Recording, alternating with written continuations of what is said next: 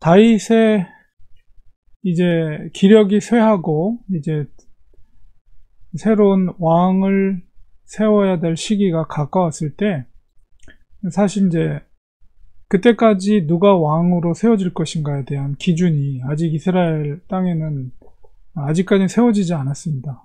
그러니까 서열상으로 뭐 장자가 먼저 왕이 돼야 된다거나, 아니면 선왕이 지명한 아들이 왕이 된다거나, 이런 원칙들이 아직 세워지지 않은 시기였습니다.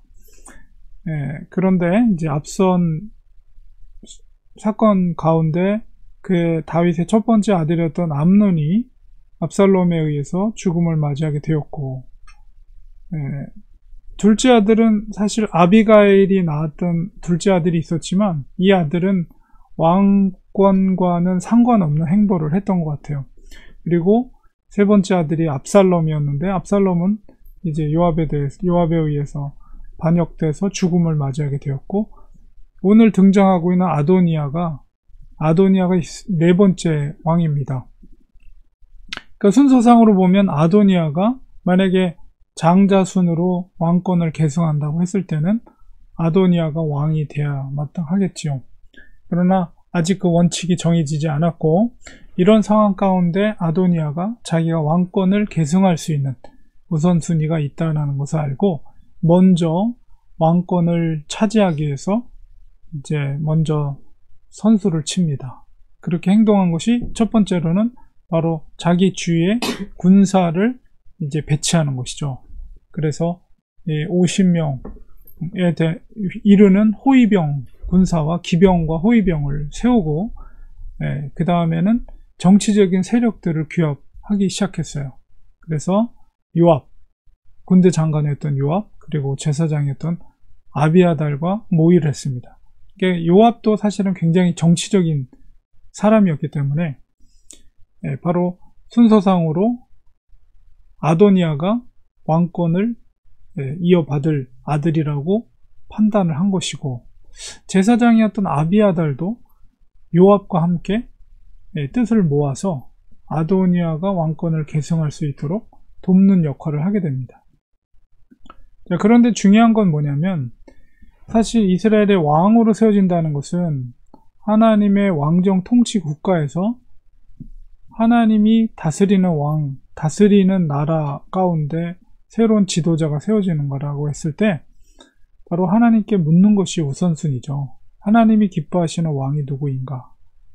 그렇게 볼 때 이 솔로몬이 왕으로 세워지는 데 있어서 직접적으로 하나님께서 어떤 응답하는 어떤 기사들이 기록되어 있지는 않지만은, 그러나 왕을 세우는 데 있어서 선지자의 역할이 중요한 것입니다. 그렇기 때문에 하나님의 뜻을 알리는 선지자의 역할, 그러니까 그 역할을 선 왕 때에는 사무엘이 감당했는데, 이제 다윗 말년에 이르러서는 나단 선지자가 그 역할을 감당하게 되죠. 그러니까 나단 선지자 행보를 통해서 사무엘 선지자의 그 선지자로서의 그것을 계승하는 역할을 하고 있다는 것을 충분히 우리는 그의 행보를 통해서 우리가 알 수가 있죠. 그렇기 때문에 이 나단 선지자 역할이 중요하고, 나단 선지자는 바로 하나님의 뜻을 다윗과 그 다음에 왕을 계승할 왕을 세우는 데 있어서 누가 될 것인지에 대해서 하나님의 뜻을 전달하는 역할을 하는 일을 감당하는 사람이었습니다. 그런데 인간적인 정치적인 어떤 움직임에 의해서 아도니아는 이제 자기가 왕으로서 등극하기 위한 모든 준비들을 하게 되죠. 그리고 왕자들을 모으고 여러 정치적인 인물들을 모아서 이제 바로 소엘렛 바위 곁에서 잔치를 베풀고 왕자들을 모아놓고 그곳에서 공식적으로 자기가 왕권을 이어받을 왕자라는 것을 이제 자리를 마련하게 됩니다. 근데 그 자리에는 나단 선지자와 특별히 굉장히 용맹스러웠던 분하야, 나중에 솔로몬의 군대 장관이 되는 분하야와 그 다음에 용사들, 그리고 솔로몬은 그 자리에 청하지 않았습니다. 그래서 뭐냐면 이미 나단 선지자의 하나님의 뜻을 전달하는 선지자로서 바로 솔로몬이 어느 정도 왕을 계승할 수 있는 어떤 그런 움직임들이 있다는 것을 아도니아도 아마 눈치를 채고 있었던 것 같아요. 그렇기 때문에 그 세력들을 청하지 않고 먼저 선수를 쳐서 유력한 정치적인 인물들을 모아놓고 거기서 자기가 왕으로서의 어떤 공포를 하는 자리를 마련하게 된 것이죠.